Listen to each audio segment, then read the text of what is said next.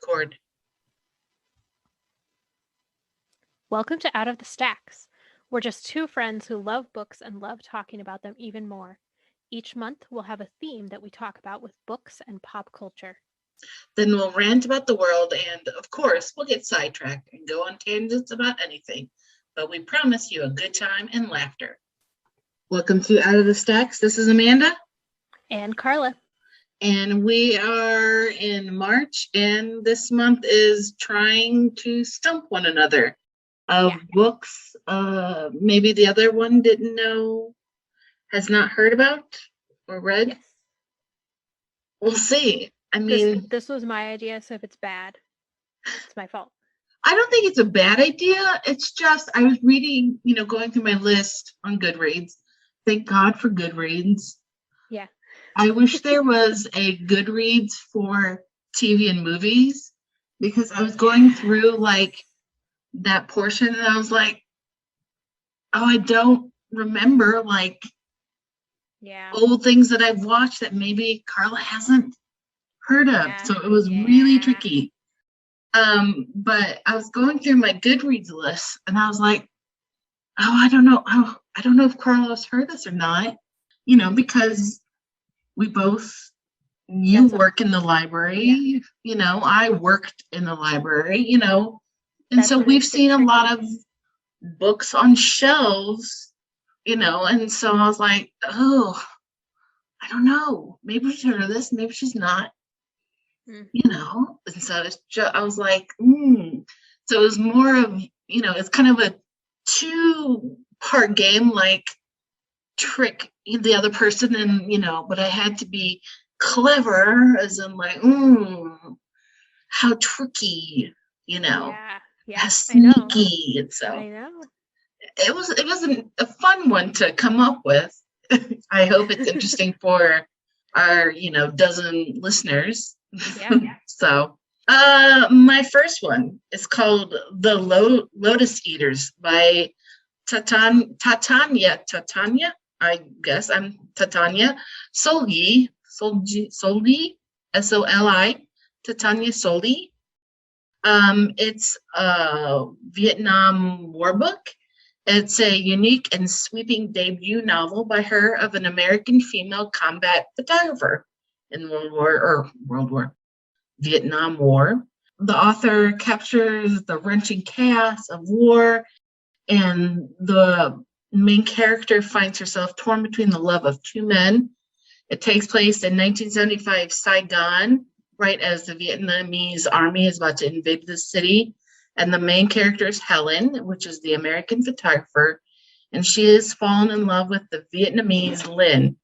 Lynn and Helen know she has to leave the city, and he has to face the idea whether to leave and go with her and betray his people, or stay there and betray her. So this is set against the background of their good friend and Helen's former lover, who's trying to force decisions on them. The author Solis paints a searing, heart-wrenching portrait of an American woman's struggle and triumph in Vietnam. It contrasts with the heart-wrenching horror of war, and it throws in like a love triangle, and it's, an obsession with the redemptive power of love. It was a really, really fascinating book. I think about it 10 years later after I read it. She's written 3 other novels, and sadly, they haven't been as good, according to Goodreads. But this first novel, because the main character, Helen, she's a war photographer. So she's always in battles, and she's trudging through, the mud and the rice paddies of Vietnam, and she's seeing all these horrors, and she's photographing all of this, and she's, trying to decide, should I go with this Vietnamese man, Lynn, who I love, or should she go back to her former lover, which is her friend and also Lynn's friend?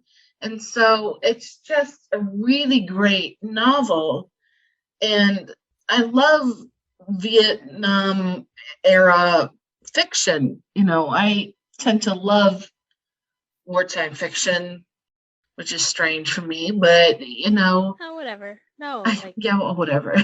I love World War II fiction. Like, it's so Yeah.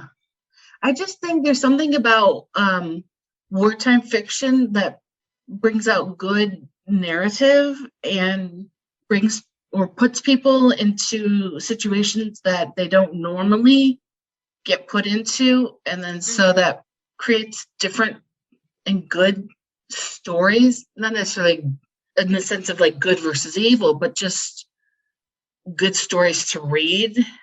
I just tend to enjoy wartime novels. And so this is a really good Vietnam War novel. And it's just really good. It's The Lotus Eaters by Tatiana, Tatjana, Soli, Soli. And it's just really good. And it came out in 2010. Whoop. Like I said, I still think about it to this day, 10 years later, because it was just so good. Okay. My turn? Yep. I think mine are mostly like all young adult. Okay. Okay. So my first one, it was published in 2001. It's called Scribbler of Dreams by Mary E. Pearson. So Mary E. Pearson has written other books that are like more contemporary and have done pretty well. So this one is about 17-year-old Caitlin Malone, who was born to hate the Crutchfield family.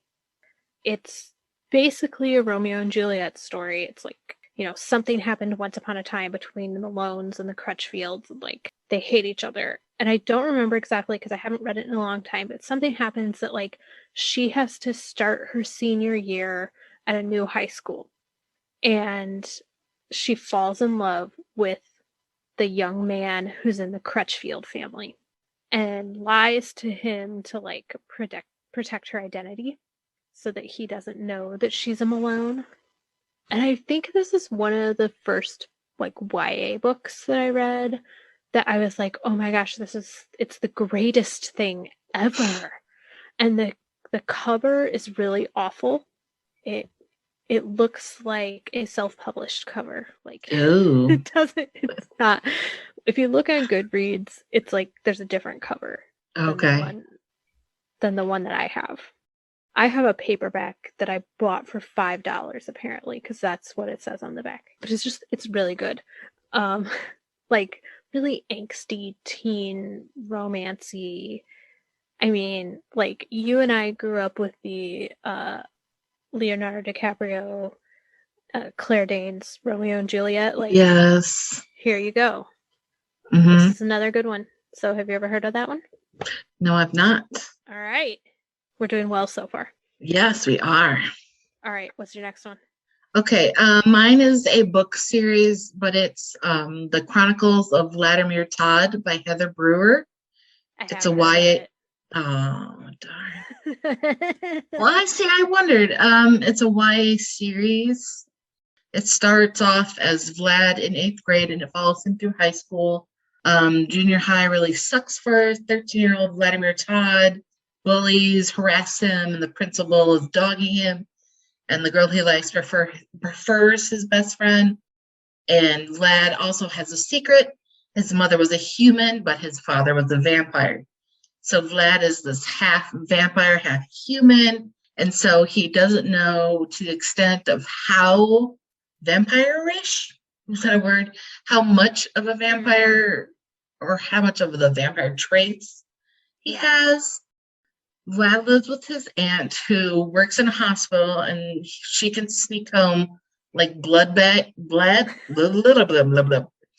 she can sneak home blood bags. So, that satisfies his need for blood. So he doesn't go out and hunt. He doesn't have that hunting need, at least in the beginning. And so each novel has Vlad encountering some obstacle and he is discovering more of his half vampire powers. By the end of the series, Vlad has discovered how much of the vampire kind's future rests with his future, and he needs to be careful about his choices and how they will affect vampire and world kind and his future. And it's just a really fun YA series. He's going through high school, and high school is just hard anyway, and he's got all this teen angst and, you know, bullies and teachers and the principal and, you know, your best friend. It's just all that sort of high school typical drama, but then it's all this vampire and creatures and world fighting that is combined, and it's a really fun series, and the titles were really punny and they're fun. It's called 8th Grade Bites, 9th Grade Slays, 10th Grade Bleeds, 11th Grade Burns, and 12th Grade Kills. And so it was a really fun series to read. I have heard of it. I've not read it, but when I first started working at the library, every teen, girls and boys, wanted to read this series. Well, it's a good one. It's a fun one. It's not too, like, vampires killing each other and all that. It's like normal teenage angst, but like, oh yeah, and he's a vampire. I think that was one of the first not one of the first YAs I read, but when I became a children's librarian and I, like a full-time librarian, and moved into the children's department, and YAs were also under my purview, that was one of the first YA series I picked up and read because it was on my shelf at Lincoln Library, and I was like, this is a fun series. And I think I listened to it on audio, and it was fun to read or listen to on audio. Probably, yeah. And so, yes, The Chronicles of Vladimir Todd by Heather Brewer. Okay. All right.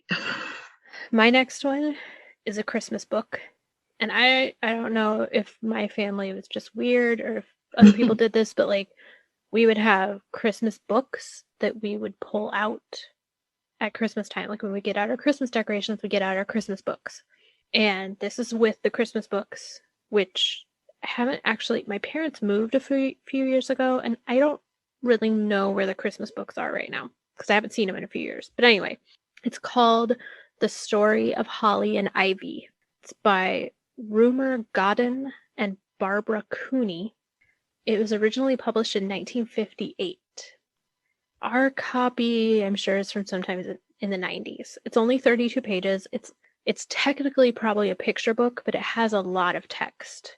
And it's about Ivy, an orphan, like a 6-year-old girl, Holly, a doll in a toy store.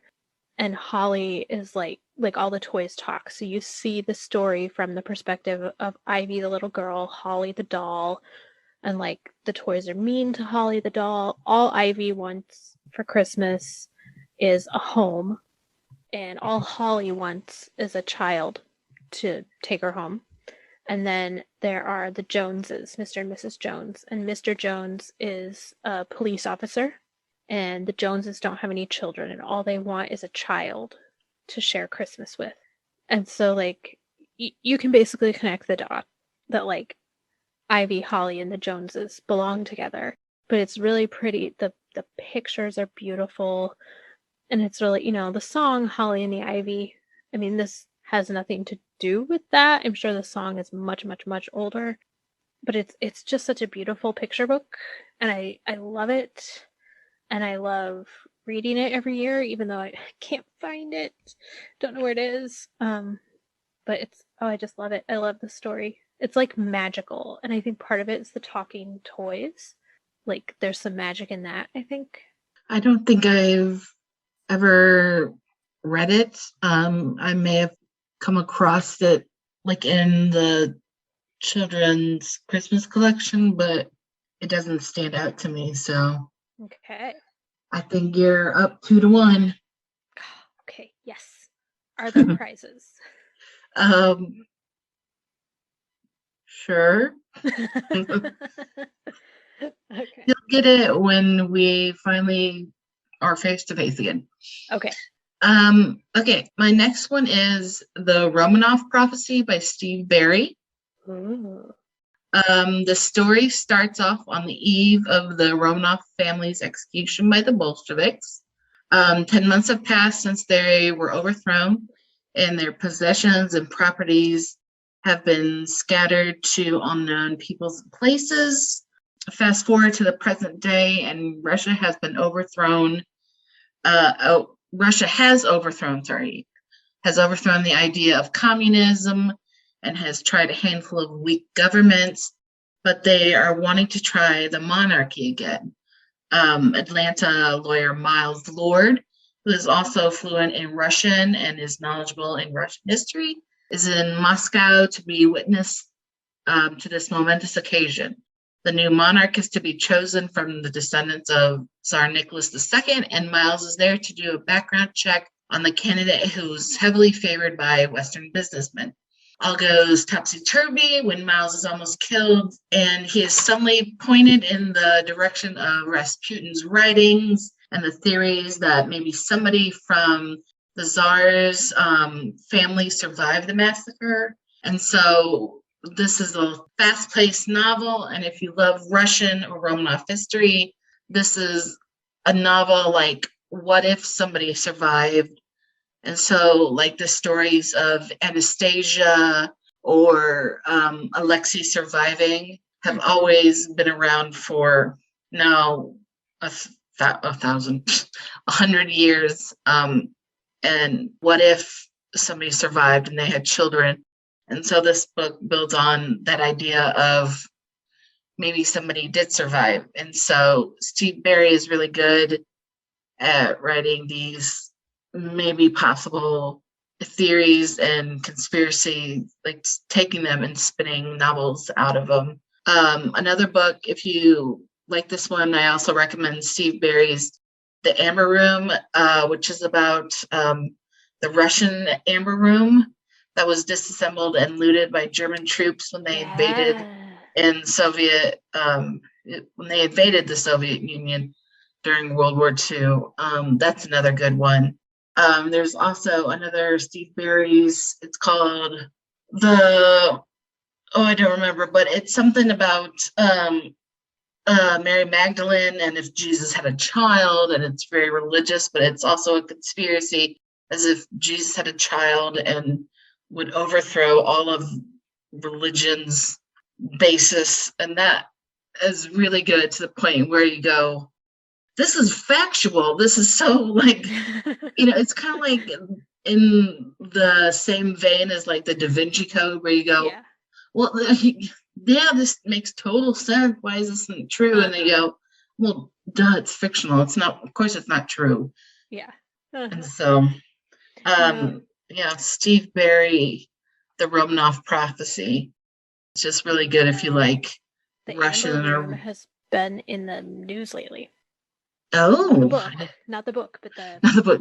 Yeah. Because and I don't. This is going to be really not very good details. But there's a shipwreck somewhere, like in the, Baltic or whatever, and they think it's a Nazi ship, and so then people are like, oh, what if the Amber Room is inside? Because I think the theory has been that it was put on a boat and it was too heavy, so it sunk. Yeah, the Nazis took the Amber Room when they invaded the Soviet Union, and then they moved it to Germany. And then when the Allies were starting to, win and come into Germany, the Nazis moved it to points unknown. And so the Amber Room has never been recovered, and they don't know where it is. And so still today, people are still searching for it, and it's still unknown. They don't know where it went when the Nazis took it in the first place, and they don't know where the Nazis moved it to. So the Amber Room is that's a great book to read. I'm gonna have to check them out. And I would really love to go treasure hunting I mean, I wouldn't even know where to start, but I don't know. yeah, I would really recommend the Amber Room for you, Carla, especially since it's World War II. Yeah. Yeah, it's exciting. Okay. But the Romanov Prophecy by Steve Berry about Okay. Russian history and a new twist on alternate reality, I guess is what they Alternate history. alternate history, alternate universe kind of. Yeah. What if Russia wanted to go back to monarchy? Cool. I also love the Romanov. That whole story. Me too. I don't know like why, Russian because history. it's like really morbid, but Yes, I like it. me too. I Okay. like Russian history. Do you have 2 more books? I have one more book.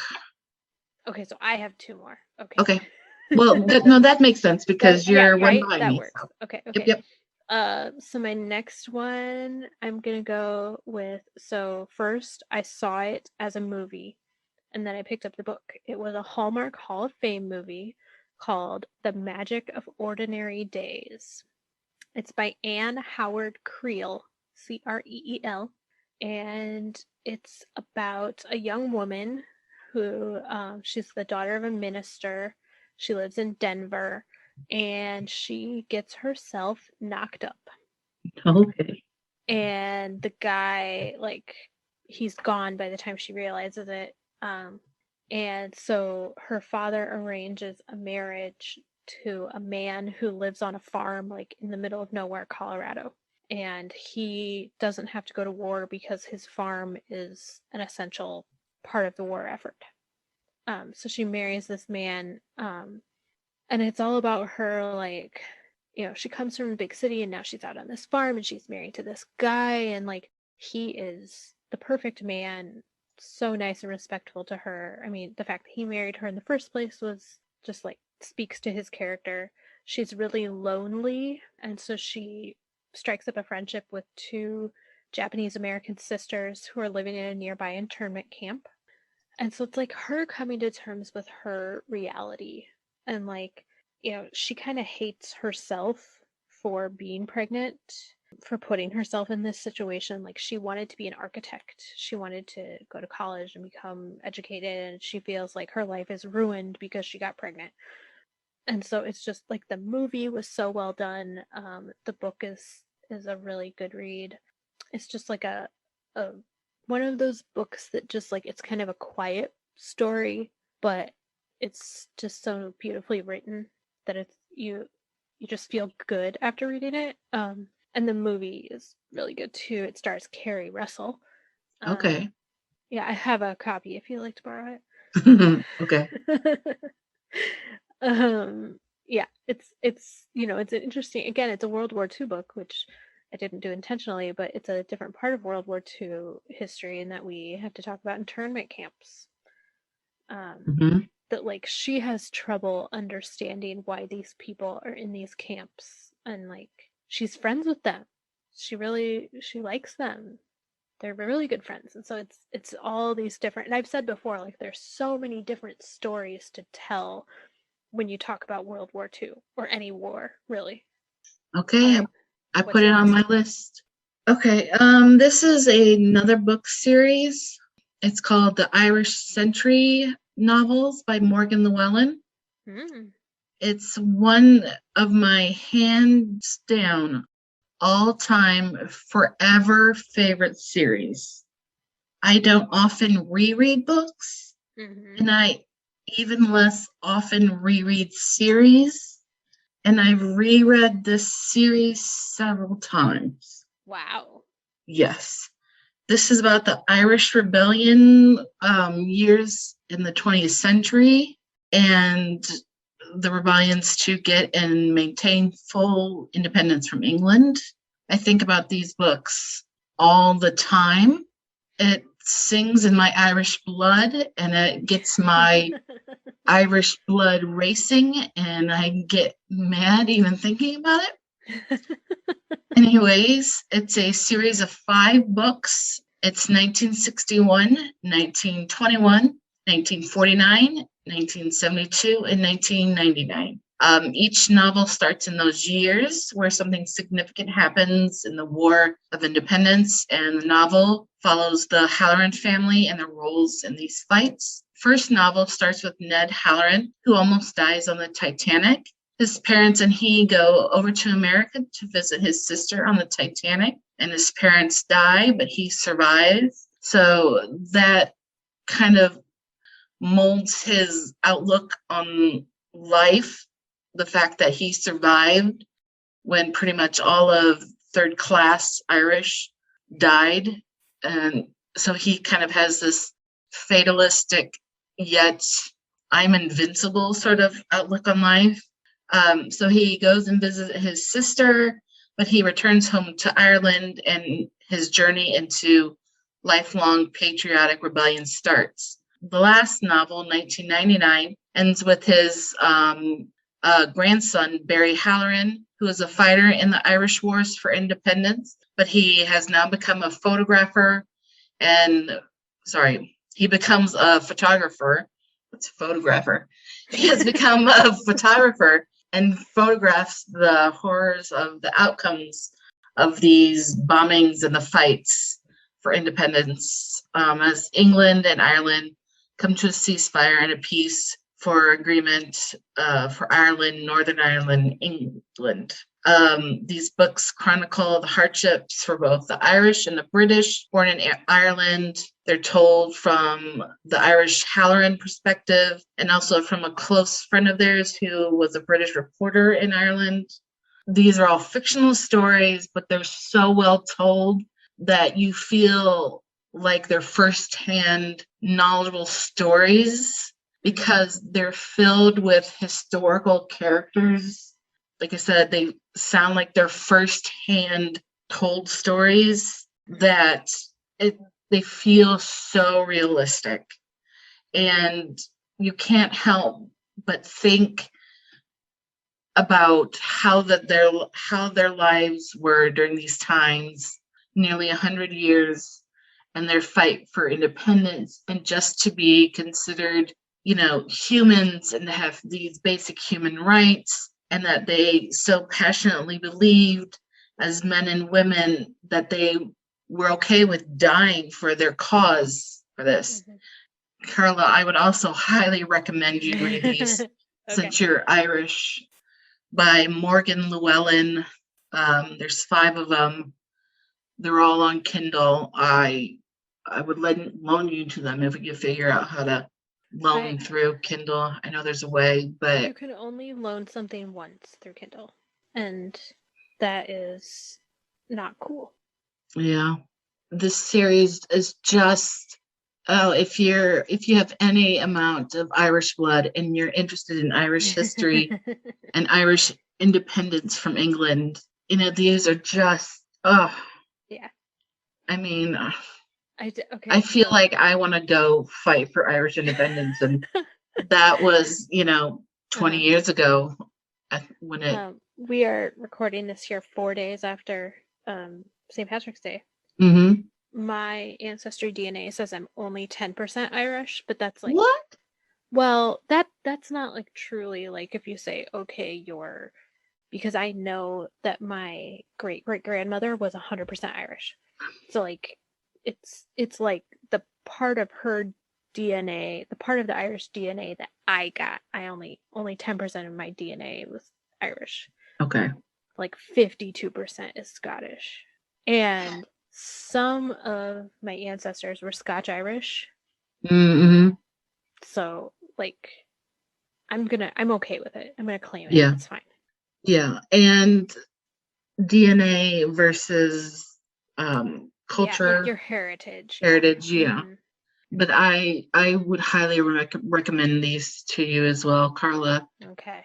I mean, I want to like tattoo my face with the Irish flag and go out and join the IRA and bloody British and just. I have been listening. Okay, I'm a big Celtic Woman fan. The Irish supergroup Celtic Woman, popular on PBS in the mid 2000s. but I'm kind of a purist, like the original, the OG Celtic Women. So one of them is Chloe, who was like 15 when their first album came out, and now she's, I don't know, 30. And she has a solo album called Reimagined. And it's a bunch of, I believe, it's a bunch of Irish classics that she has put her own spin on. Like Danny Boy is in there, and Nothing Compares to You, the classic Irish song by Sinead O'Connor. There's one called Grace, and it's like from the perspective of a man who is in prison. And you have to kind of know a little bit about the Irish Rebellion, because he refers to, like, we were down at the GPO, so the General Post Office is where they like made their stand. Yeah. And so this song is from the perspective of this man who is at prison and he's gonna die tomorrow, but he gets like one last chance to see his love, and it's so good. That's in the first novel. Oh. They talk about, Ned is there with the fighting, and all of those historical men fighting at the GPO and all of that, and it's just, I'm getting goosebumps thinking about it. Nerds, but it's so good, Carla. I will give you my Kindle. I will physically give you my Kindle to read these if I can't, I can somehow loan these to you. Them. But yeah, you work at a library. Well, I think the library, because I got them from the library, but I think PPO we got rid of them. Got rid of them a while back. Because so you were the only one who read them. Probably, honestly, probably. And if I was the one to weed them, I would have kept them myself. Yeah. But it wasn't me. But they're so good. I want to cry. All right. Anyway, what's your last one? Move on. My last one. Okay, my last one kind of segues into TV shows. Okay, so I read this as, I don't know how old I was, but it was in my home library. It's called Thin Ice by Marcia Qualley.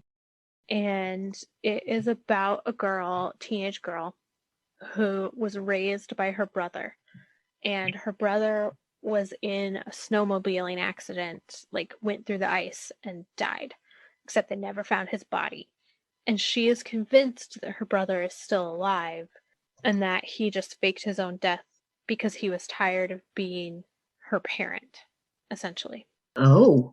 And so it's like, people don't believe her because she's just a teenage girl. And she's like, no, I'm pretty sure he's alive. And like, she has some reasons why she thinks he's alive. And it's just like, it's a page turner. Okay, and this segues into TV shows because, as any true 90s, because it's from first published in 97. This version is from 1999. The cover has a picture of a girl who I swear is an actress from the hit 1995 to 2000 show Hang Time, which you don't know anything about. No, I don't know anything about. Hang Time was, through my internet searching, a Saturday morning NBC show. And it was about 7 teenagers, and like most of them were basketball players, some were cheerleaders. And it's like these high school kids. And it had Dick Butkus. He was like the coach.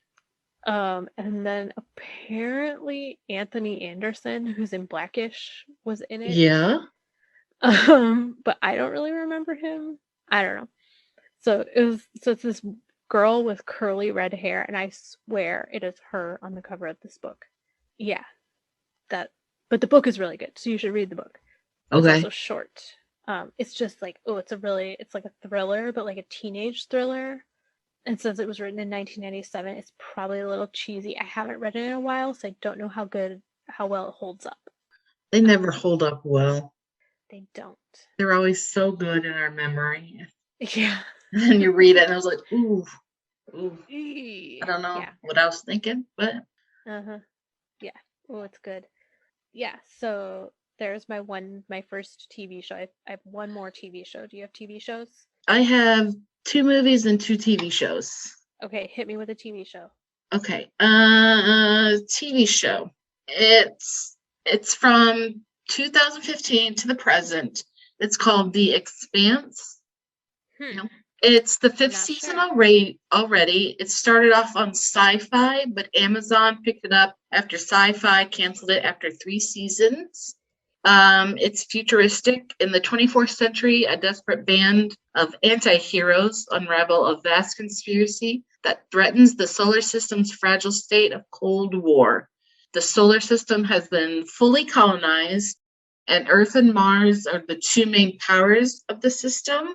And they're looking to find any new way to become the superpower, like the only superpower of the entire system. And they're looking for more planets outside the solar system. Like they're looking for more places to colonize outside of our system. And so new tensions arise, and there's new factions who are battling out to see who will have the upper hand. And always in the middle and at the forefront is the same man, James Holden, and his crew on the Rocinante. And so it's this epic space thriller, because people are killing each other. You can't even say alien because everybody's an alien at this point in time. But there are people outside of the solar system. So I guess we would say people from outside of the system are alien. But, there are alien as new forces coming in, and, people are just fighting with each other to try to get more space and more land, and oxygen and water have become a commodity. Earth is the only one who has true earth water and oxygen. And so it's really good. And it's called The Expanse. It's on Amazon now. And it's really I fun. might have to try that. It is. It's good. And it's not like nerdy space. It's more, cops and bad guys and anti-heroes. Yeah. It's not like Star Trek, Star Wars space. Hey now. Well, no, which is not bad. I like Star Trek and Star Wars. But I like more Trek than Wars. But it's more, kind of, we talked about it, I don't know, I remember how, but it's more like Wild West, Manifest Destiny sort of bad guys and anti-heroes. Yeah. Than really like engineering Star Wars, Star Trek kind of thing is what I'm saying. Yeah.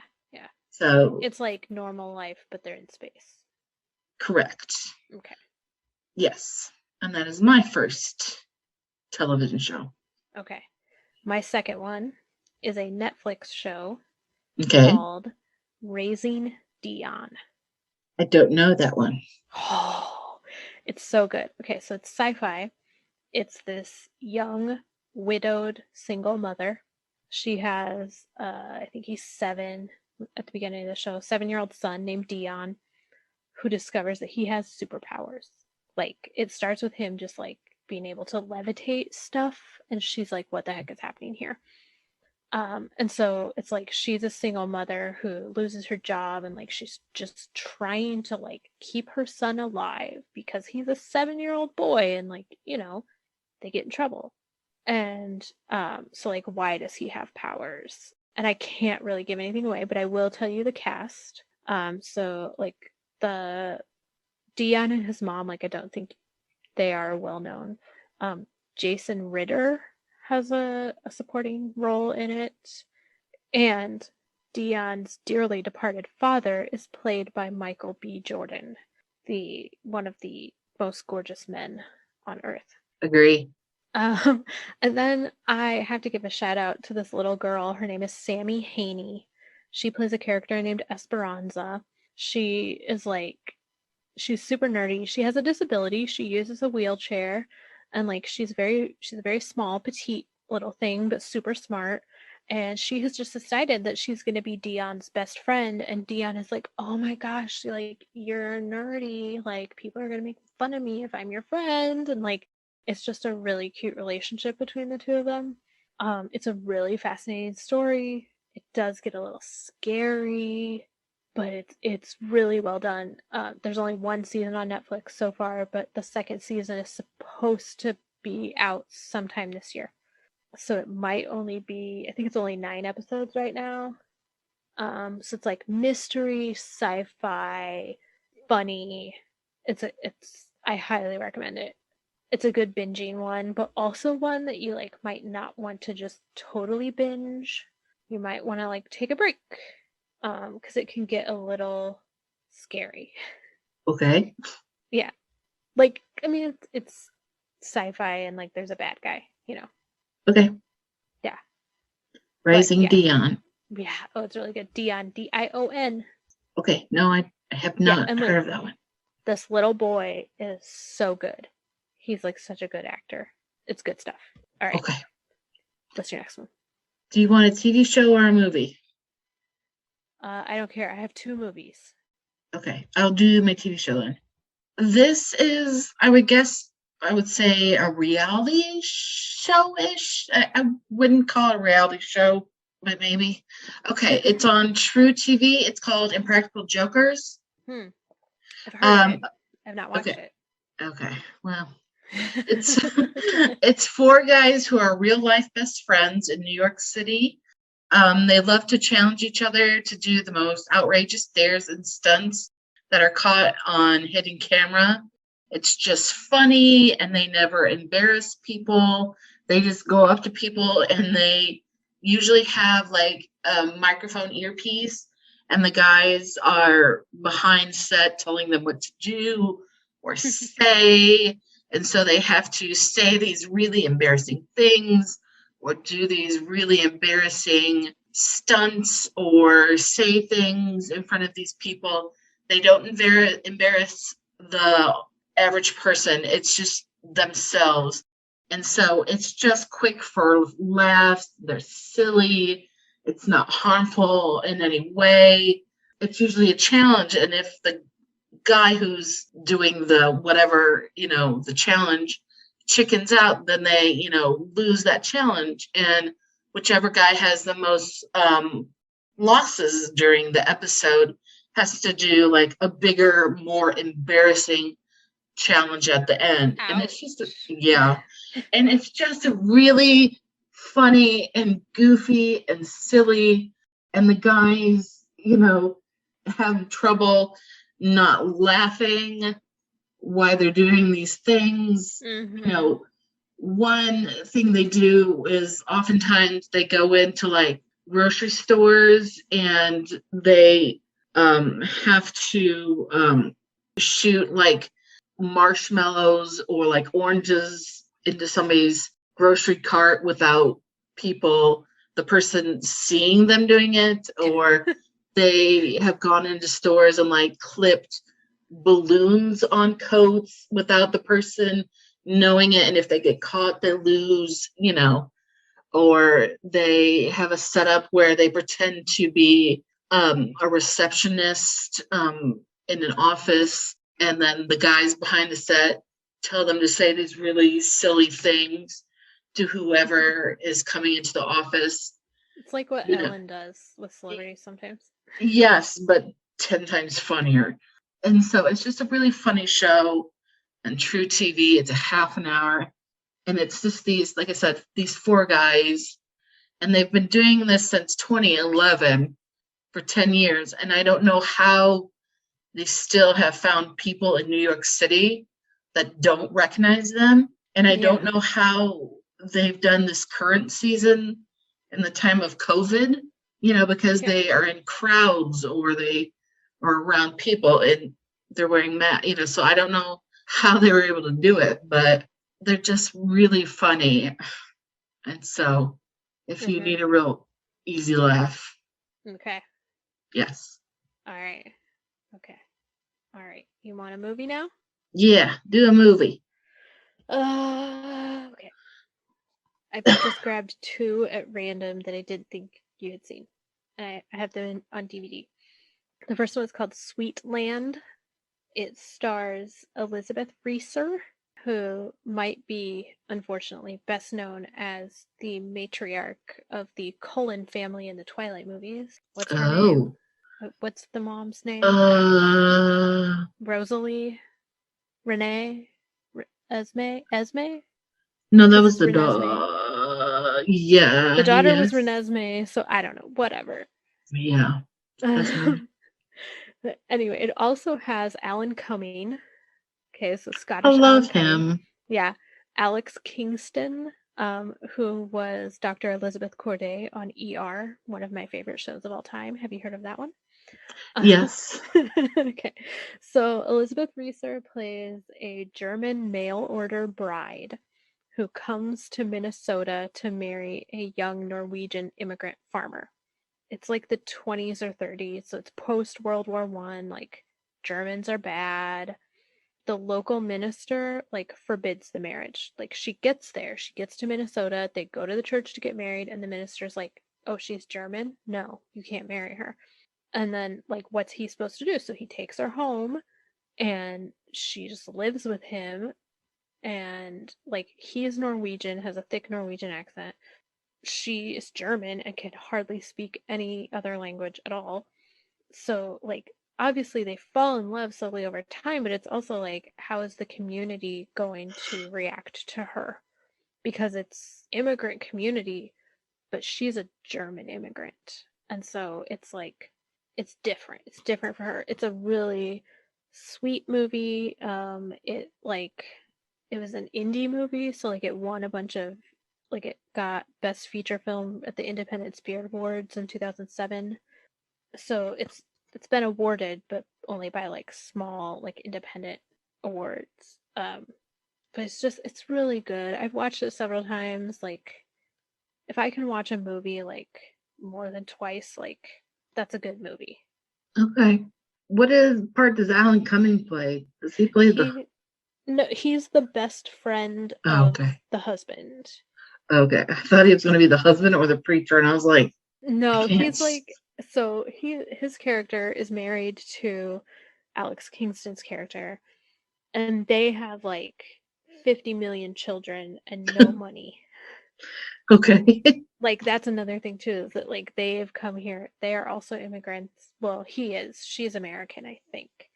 And like, they've come to Minnesota, and they're gonna have this, it's the American dream, and he like buys a tractor, but he's so deep in debt. And so it's like, there are some sad parts, but like, he's just, through it all, Alan Cumming's character is just like so optimistic because he's got all his children and he's got his wife, and like, they're gonna be okay. So yeah, Sweet Land, good movie. It sounds like a Hallmark movie, but indie. It does sound like a Hallmark movie, but it was not a Hallmark movie. Mm-hmm. Okay. No, I've not heard of that. Mm-hmm.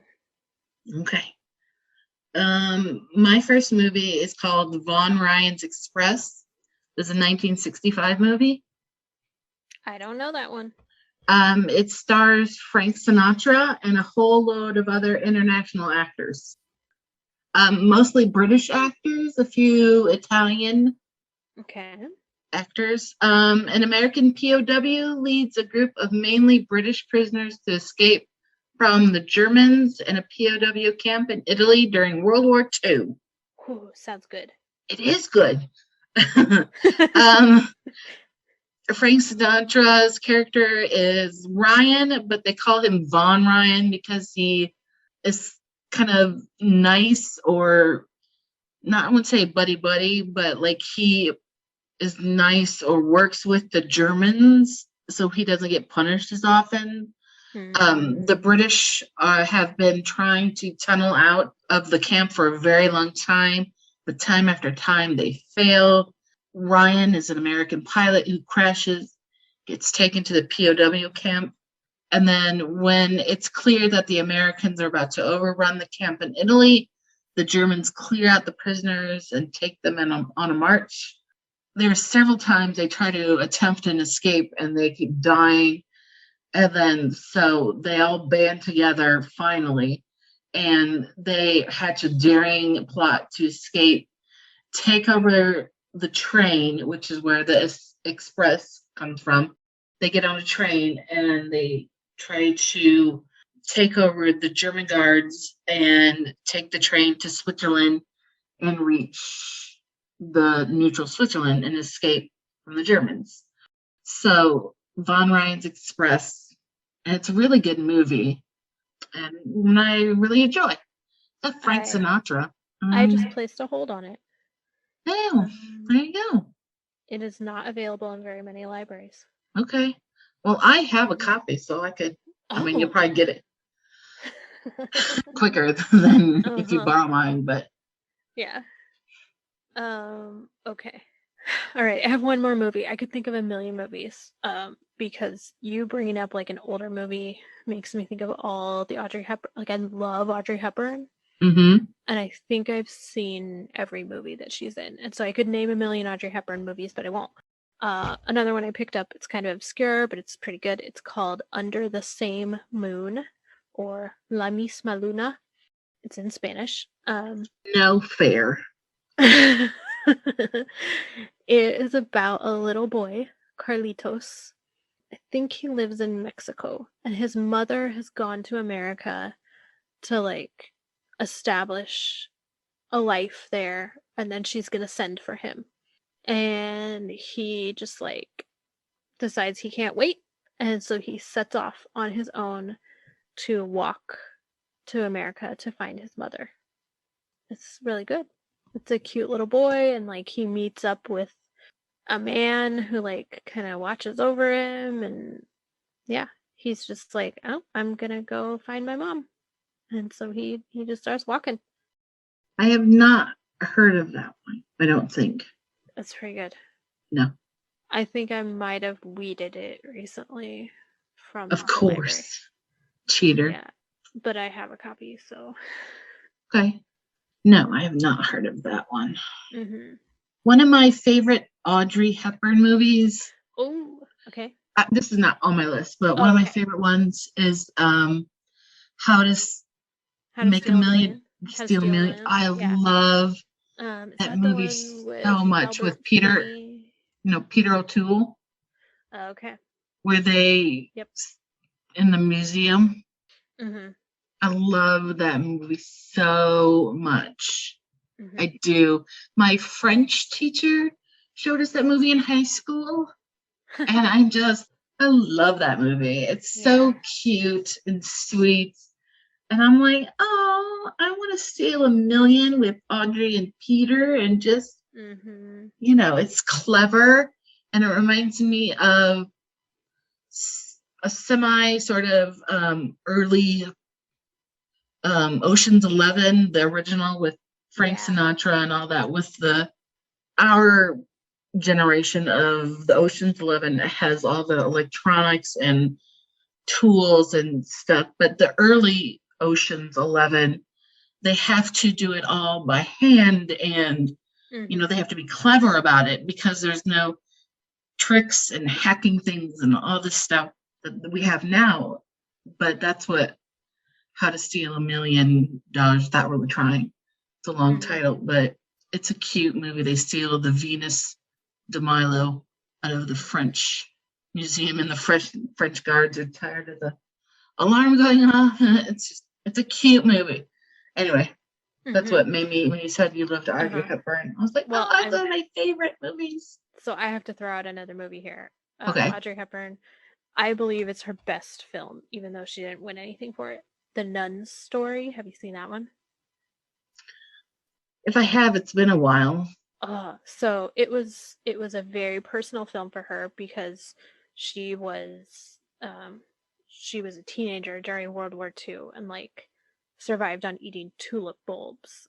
So in this one, she plays a nun. She's in Belgium. She's the daughter of a prominent surgeon, like a wealthy upper class family, and she decides she's going to be a nun. She's going to work in the Congo, healing tropical diseases. And so she goes and she works with this atheistic, cynical doctor, Dr. Fortunati, played by Peter Finch. She gets tuberculosis and he heals her, and then like she returns to Belgium. The Germans have invaded. Her father is dead. Like it's a longer movie, but it's just so good. So you should watch that one for sure. Okay. And like so she was maybe nominated. Was she nominated for an Oscar for this one? Yes, she was nominated for an Oscar. There's so much, like, if you are an Audrey Hepburn scholar as I am, and you know anything about her life and her history, like there is some controversy over her not being awarded for anything after Roman Holiday. So Roman Holiday was like 1953, 54. She won an Oscar. And then she never won another Oscar, even though she did a lot of really good movies. And some people say it's because she played Eliza Doolittle in My Fair Lady. That was controversial because it had been a hit Broadway musical and Julie Andrews was Eliza Doolittle. And when they were taking it to the screen, making it into a movie, they said, Julie Andrews, you're not a big enough name to lead this movie. So they used like basically all the, like Rex Harrison had been on Broadway. They used him. They used like basically every actor who had been on Broadway except Julie Andrews. They put Audrey Hepburn in there, and Audrey Hepburn said, okay, I'm going to do my own singing. They dubbed her voice without her knowing it. Meanwhile, Julie Andrews went off at the same time and made Mary Poppins. Yeah. And she won an Oscar for Mary Poppins. But there are some people who are like, Audrey Hepburn never won another Oscar because people were mad that she was in My Fair Lady and that they didn't use Julie Andrews in My Fair Lady. It's not her fault. No, it's not her fault. Meanwhile, Julie Andrews doesn't care because she made Mary Poppins. Like, it doesn't matter. Yeah. But, like, some people are like, oh, she should have won for... Even though I think the Nun story was before My Fair Lady, or where is it? Let me see here. Okay, My Fair Lady... Yeah, Nun story was 1959. My Fair Lady was 1964, so, like, that has nothing to do with it. But whatever. It's a really good movie. Okay. Okay, the Nun story. Okay. Yes. All right. My last movie is called Spy Game. It was in 2001, starring Robert Redford and Brad Pitt. Oh no, I have not watched this. Okay. It's about CIA operative Nathan Muir, which is played by Robert Redford, is on the brink of retirement when he finds out that his protege, Tom Bishop, which is played by Brad Pitt, has been arrested in China for espionage. No stranger. That happens. I know. I always do that. No stranger to the plots of the CIA top bosses, Muir hones his skills and goes to free Bishop.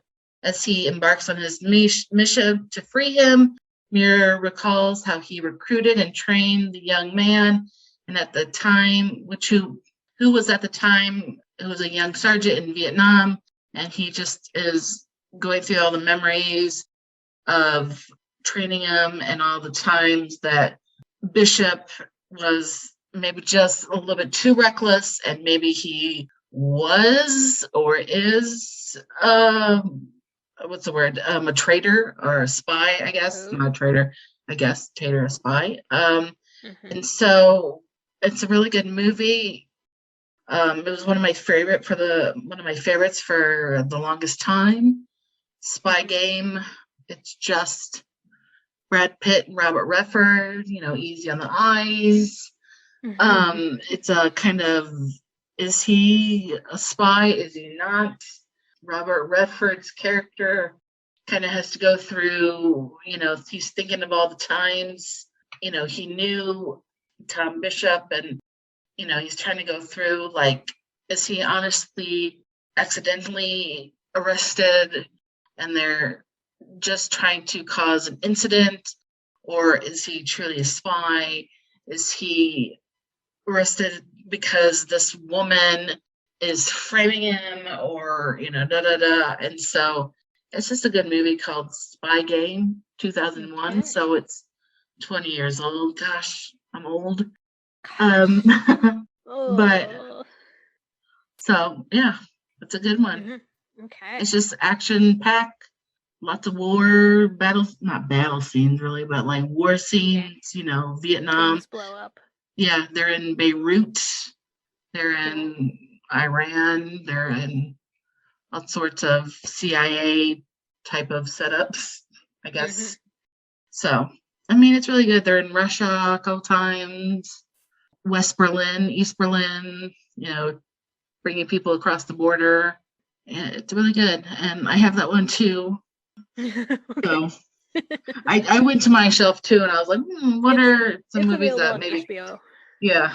Okay. Yeah, that one's good. So Cool. This was fun. yeah, it was.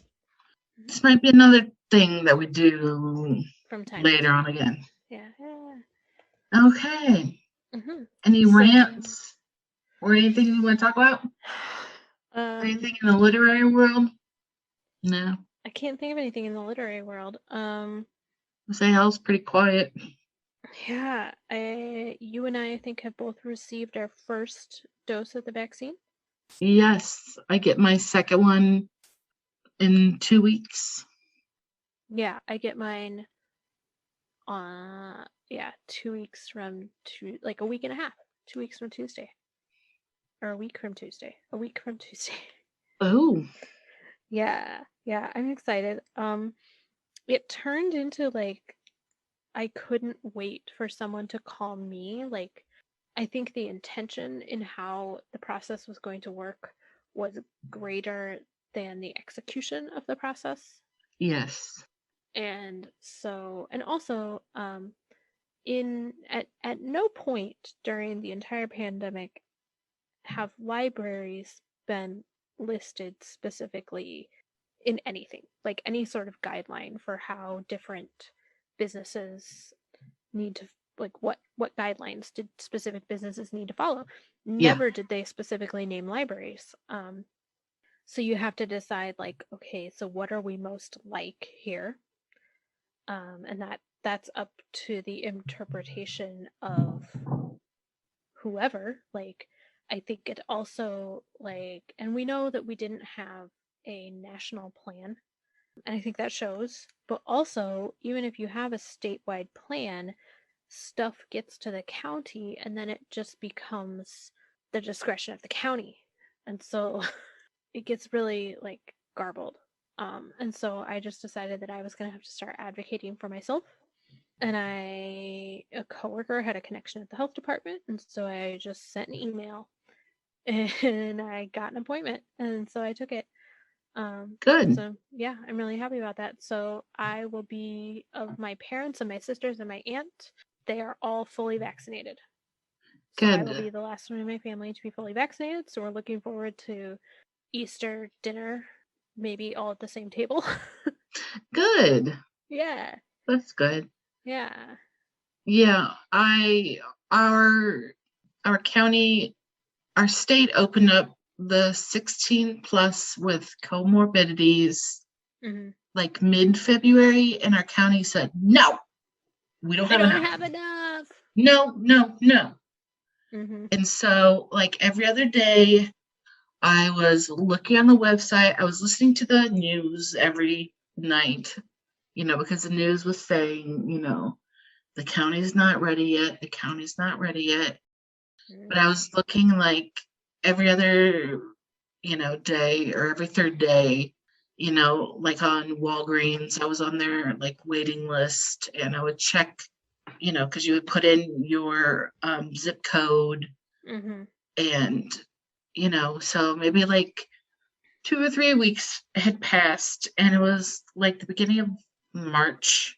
Yeah, maybe like March 1st or so.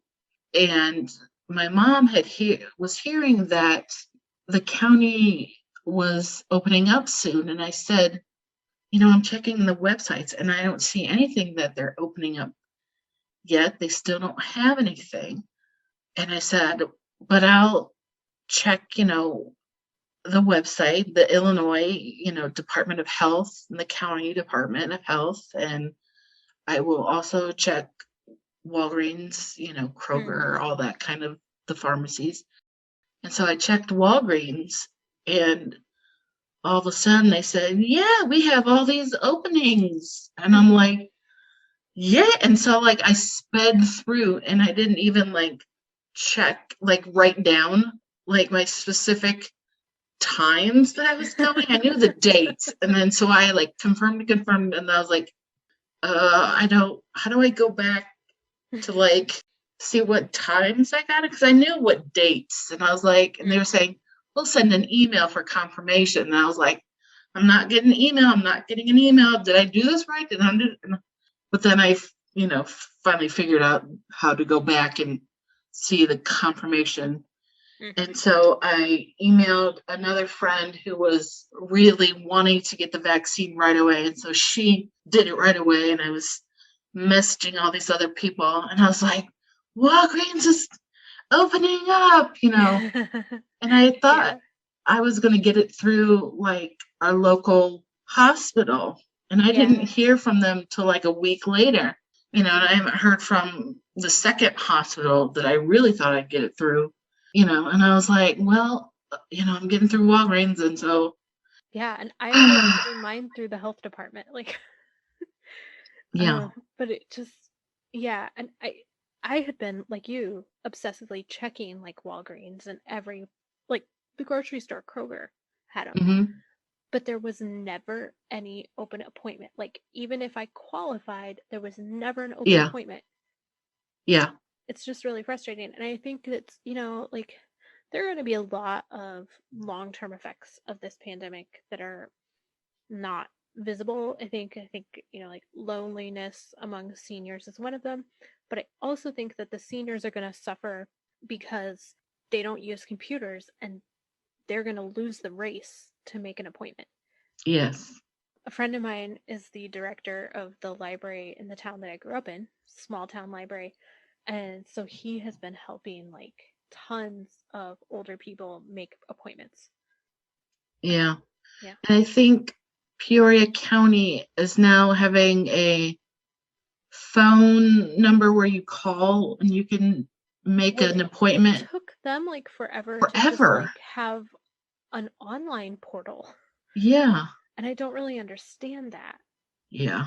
I was saying, it was like 9 months when we got the vaccine, and we were waiting 9 months for them to make this vaccine, which to me is a really quick time. We were thinking maybe, a year and 9 months would be a quick time. But it's, it wasn't like 9 weeks. Yeah. Did you waste that 9 months twiddling your thumbs? Could you not have like, also at the same time figured out a system to, like, vaccinate and, but I think we're doing a hell of a lot better than Europe. So, I mean, Europe, I feel bad. I have a friend in Germany who's just so sad my about older sister's best friend lives in Germany. She's from Illinois. She lives in Germany, and like she has no idea when she'll be able to get the vaccine. She is coming to the US in July and hoping that maybe she can get it then. Yeah, I told my friend, come live with me for a month and I'll get you vaccinated right off. I'll do it myself. Yeah. Iceland, where I used to live, is like the number one country handling COVID. Like they have literally like no cases. I mean, granted, their population is the size of our tri-county. Yeah. But incoming people, get tested, and also, so they are handling COVID so well. But my friend who lives there, she says it's going to be like May or June till she gets vaccinated because they were handling it so well. They didn't think, oh, we're in a rush to vaccinate people. And I'm like, you shouldn't have thought that way. You should have been like, boom, let's keep going. It's almost like we needed like an international plan. Yeah. Which like nobody is like the president of Earth, so I don't know how that would happen. Yes. The Queen maybe. Well, I don't know. So, but yeah, I'm glad the U.S. is doing well Yes. because it was just really scary for a while. I mean, Yeah. there was absolutely nothing, and our doors and windows were like locked down. And then there was a vaccine, and it was just like nobody's getting vaccinated. What's going on? Mm-hmm. And then all of a sudden, it's like, Biden It's like said Oprah's handing them 100. out. Biden said like 100 million in 100 days, and he did 100 million in 80 days or 85 days or whatever it's 58. been. Yes. Mm-hmm. And I'm like, damn you go, Joe. Mm-hmm. And it's just why I think we're going to have a fourth peak here with people being stupid with Yeah. spring break. Oh my But gosh, you should have seen the people out for St. Patrick's Day in downtown. It was ridiculous. yes, but I think it won't be as bad as it could be. I think there'll be a peak in a way, I guess, whatever you'll say, Mm-hmm. but it won't be as bad as it could have been. Yeah. But it feels better, and I'm glad It it does. was springtime that this happened because, Mm-hmm. I don't know, it just feels. No, I feel like there's hope. Yeah, no, me too. Like I got my vaccination, and I just felt like there was a future ahead. I always felt I kept saying this, like during spring and summer and fall, you can't plan because you don't know what's going to happen in the next month. You can't say, Mm-hmm. oh, I'm going to plan book club, or I'm going to plan for a vacation, or I'm going to plan, because you didn't know what the future was going to be like, especially in those early months. Mm-hmm. And then the pandemic just kept going and going and going. And then Mm-hmm. now it feels like, oh, well, maybe I can plan to at least meet my friends in a month, Yeah. And so it seems like there's going to be a future now to at least plan somewhat for. I know, maybe not big plans. We might be able to see each other in person. Yes. And we will exchange DVDs. Yes. All right. All right. So be hopeful, everybody. Yes. Spring is here. Yeah. Spring has sprung. Yay! Yay! We have gotten through the worst of the weather, and we have new life now. Yes. More ways than one. So, Mm-hmm. All right. Thanks for listening, everyone. Mm-hmm. All right. Bye. Bye. Thank you for listening to our random thoughts and musings. Join us next time for more unpredictable conversations. Thanks to all our supporters. Music credit, Fuzzball Parade, Kevin MacLeod, Incompetech.com. Licensed under Creative Commons by Attribution 3.0.